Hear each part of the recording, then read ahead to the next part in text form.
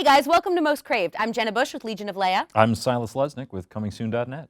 And I am sitting on the wrong couch because Bibbs couldn't be with us today. But we are going to start off with some news that I'm really excited about.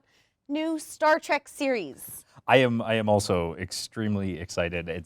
I am a big Star Trek fan. You and I have had long discussions about Star Trek. I know I'm sort of known as a Star Wars fan, but I'm a huge Trekker as well.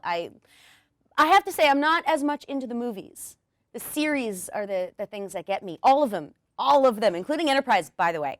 Did you like Enterprise? I have mixed feelings on Enterprise. I didn't really like it when it was on. I have since gone back. I've actually been rewatching it really recently. Really? And, it has the first 2 seasons that are just normal seasons. Yeah. And the 3rd season, it tries to sort of mimic Deep Space Nine and the war arc. And I didn't really like that. And then the 4th season is like the fanboy season where it's like all sorts of extreme stuff. And that is a mixture of like really fun and then also like, but I don't need to know why Klingons look differently. That's true. That is true. But I'm really excited for it. The only thing that I think people across the board seem to be very excited for it, but I think the way they're putting it out is causing some consternation, my SAT word for the day. It's going to be streaming, likely a paid service and only available in America, from what I've heard. I have mixed feelings on that. I have the big like collector in me where it's like, well, I'm going to buy the Blu-rays anyway when they come out, if Blu-rays even exist by then. But it's not too much to ask for like a feed for access to all Star Trek. I was actually just going through this with Stars. I don't have a TV that actually plays TV, and I sort of buy everything piecemeal through Google Play or whatever. And Stars doesn't do that. Right. And $10 a month is worth it for like new Evil Dead, like. Oh yeah, or for Black Sails, or because I feel that way too. The problem for me isn't necessarily paying for it because I'd pay to go see a movie, and it's Star Trek. I want to watch it, but I think it's the only being available in certain areas. That's the thing that's really pissing people off. It's funny. We talked about this before the show. I spent some time this weekend with William Shatner and Walter Koenig doing panels with them. And hearing them, particularly Walter, talking about what the show means and how it imagines a better future where we're all striving for something better and not just enjoying the lowest common denominator. I don't know. I think that's why I love it so much. And I think it's a weird thing to say, but only you people can watch it. I think it remains to be seen exactly how it's going to occur. Exactly, yeah. I hope it's not a limited thing that only certain. That would be terrible. It would. Everyone should watch Star Trek. I'm just happy it's happening. Me too. And I'm really curious to see what sort of route they go. I think I've said on the show many times I hate Star Trek Into Darkness. Everyone. But well, I don't. I don't mind Alex Kurtzman and Bob Orci doing the show at all. I think that.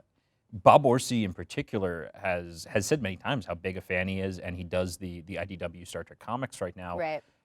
He's sort of like the producer of those, and oversees them, and they're fun. Yeah, I love them. And what's more, there was even a crossover with Q and the new Star Trek where they sort of said flat out the new Star Trek's a pocket universe. Other Star Trek universe exists and is continuing. I love Q. I love Q episodes are my favorite episodes. Well, not my only favorites, but I really love that. Next Generation's my thing. I mean, I love all of them. That's my favorite. But yeah, so I can't wait to see how they're going to handle what timeline, if it's going to be on a space station or in a ship, or I'd love to hear what you guys want to see too.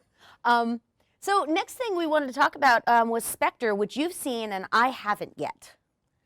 I had such mixed feelings in Spectre as just a James Bond movie. It's a lot of fun. Yeah. It has everything I wanted. It has a constant sense of like, I wanted a little more though.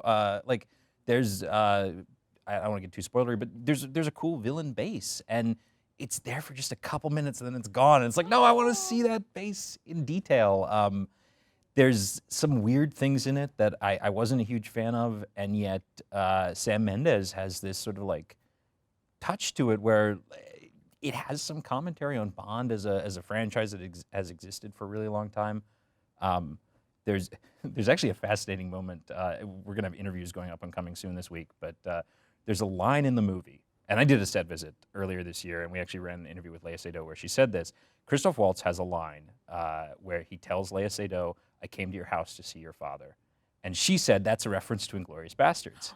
Oh, And it's awesome, and it's wow. this weird, like, cool. is he sort of this like evil that transcends like space and time, and just I has like always that. been? And she doesn't even in the movie is like, I don't remember that. So I asked her about it again at the interviews, and she's like, "Oh yes, you caught that in *Inglourious Bastards*. It's a reference." I asked Christoph Waltz about it, and he's nope, categorically no. It has nothing to. And I kind of liked it a lot as a reference. I don't know what the intention of it is now. That's really cool. Yeah, it's funny because they opened it in the UK first. There were people speculating that they figured they'd get better reviews there.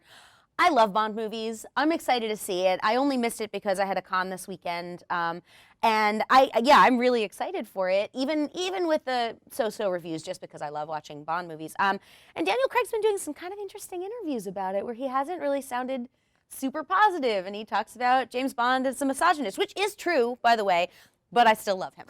And I actually did want to mention that because it's I think it doesn't, like, I might not want to hang out with somebody in real life, but I love watching them on the screen. So I wouldn't want to like date the guy, but I love James Bond. James Bond? Yeah, no, I would not want to date. No, who would want to date James Bond? You have sex with James Bond. You don't date him. But like I love Loki too. But if Loki were a real person, like he'd suck. So I just wanted to mention that. How was Monica Bellucci? She's love good. her. She's in it for about 30 seconds. Oh, that sucks. And you can watch pretty much all of her scene online because Oh. it's been released. Oh. Yeah, there's a lot of leaving you wanting more from the movie. I will say, Dave Bautista steals the movie. His Mr. Hinks is so good, and I just love that. I remember interviewing him for Man with the Iron Fists, and him just being the nicest, He's so nice. friendliest guy. And since then, to see him his career take off has been really cool. Oh, that's so cool. I love him. That makes me happy. All right, one more topic. Gender bending. Yeah. Yeah, you want to take this first? Well, we're seeing a lot of it. I mean, Ghostbusters is a big example, but we just heard this week that there is I forget what show it is now, female-driven. Van Helsing. Van Helsing. Yeah. And not that long ago, we heard that the Ocean's 11. Ocean's 11 with Sandra Bullock. We have Gwenpool right now Yep. in Marvel. It's something that has happened, I mean, going way, way back. It's sort of like a famous science fiction conceit of if there's an infinite number of universes there's the exact same thing, but with the swap gender. Yeah. I think it's super neat. I think it is too. Yeah, I mean, I know there's been some backlash with the Ghostbusters thing. I think it's really cool. I mean, I think with this sort of thing, it's like a case by case basis. The one thing I don't want to see is like the surprise, it's a lady, like as though like that's the twist, because that sort of makes it, I don't know, that feels a little off. I love the idea of this. I love the idea of, I don't think it's really considered gender bending if it's a female-fronted Ocean's 11 movie. It's just another chapter and someone else is being focused on. So yeah, I think that's really cool. Van Helsing, I was so burned by that movie. I still can't get that out of my head. I mean, I'm sure it'll be cool. Yay that it's a lady, but oh God, I can't unsee any I feel of like that. in the case of that, it makes a lot of sense just does. because it's this family that's going to continue. There's going to be women in the Van Helsing family. Imagine that, women in the world. But yeah, I think it's kind of cool.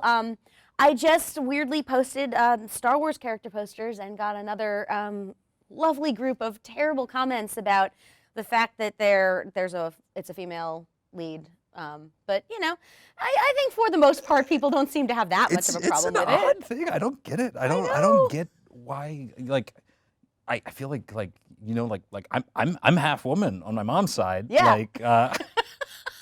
Silas, that's awesome. That's really awesome. And yeah, it's true. Everyone is. Like, I don't understand where it begins to upset people. I kind of get the idea of something like Ghostbusters, where it's like, you know, I would have preferred the continuity of the thing I knew, of the franchise I knew. But if you're not doing that, fine, I'll see how this is. Yeah. And like, I'll judge it as a film, not. I think it's weird to react to it the way some people do. Yeah, I kind of think so too. And it's, you know, it's interesting because even looking at like the Star Wars universe, and we've talked about this before, that in the books, in the new canon books, everything is 50-50. I mean, there are just as many female characters as male characters in all sorts of roles. And it's actually a little bit jarring to see because we're not used to actually seeing our real life that way. It's really weird. But on that note, yay Star Trek, yay James Bond, and yay Ghostbusters. Yay. So, Guys, let us know what you think in the comments, and we will see you next week. Follow us on Twitter, Most Craved.